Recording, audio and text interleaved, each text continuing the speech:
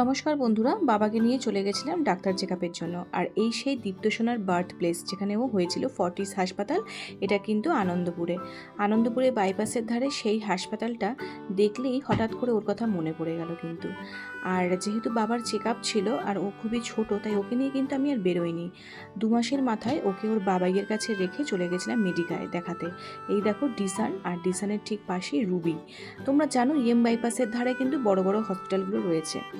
ফর্টিসে gynae doctor আমি ওখানে দেখাতাম, আর ওখানেই যেহেতু ডেলিভারি হয়েছিল, তাই ওর পরে চলে আসলাম হচ্ছে মেডিকাতে কিন্তু বাবার চেক আপ করাই। শুধু তাই নয়, বাবার অপারেশনও ওখানে হয়েছিল, প্রস্টেট গ্ল্যান্ড। ওখানেও মেডিকাতেও কিন্তু ওদের ব্যবহার, কথাবার্তা সমস্ত কিছু খুবই ভালো।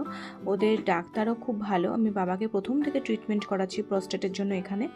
তো ডাক্তারের কাছ থেকেও রেসপন্স, ডাক্তার এত সুন্দরভাবে পেশেন্টের সাথে কথা বলে যে কথাতেই যেন রোগ অর্ধেক হয়ে যায়। তো তোমরা সবাই জানো যে মেডিকা এখন মানিপাল হসপিটালের আন্ডারে, মানিপালটাই কিনে নিয়েছে। Manipal hospital, life is on.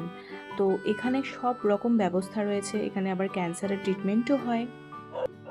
সব রকম সুযোগ সুবিধা তোমরা কিন্তু একটি ছাদের তলাতেই পেয়ে যাবে। এখানে যেরকম টেস্টও করা হয়, তার সঙ্গে ভালো ডাক্তারও দেখে।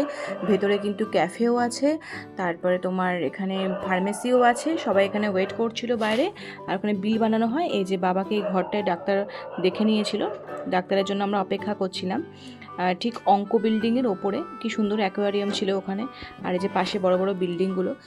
ডাক্তার দেখানোর পরে আমরা বাড়ির দিকে রওনা হলাম শিয়ালদা হয়ে। আর এখানে এতটাই ভিড়, সবাই ব্যস্ততম শহর, বাড়ি ফেরার জন্য দৌড়াদৌড়ি লেগে গেছে রাস্তাতে।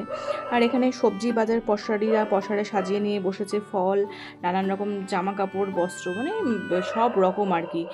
এখানে কথায় আছে যে টাকা দিলে পাওয়া যায় না, এমন কোনো কিছু নেই।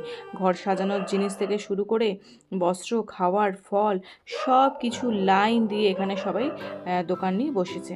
আর আমরাও একটু বাজার করে নিলাম, যেহেতু ওখান থেকেই ফিরছি। আর তারপরে ট্রেনের সময় হয়ে গেল, বাড়ি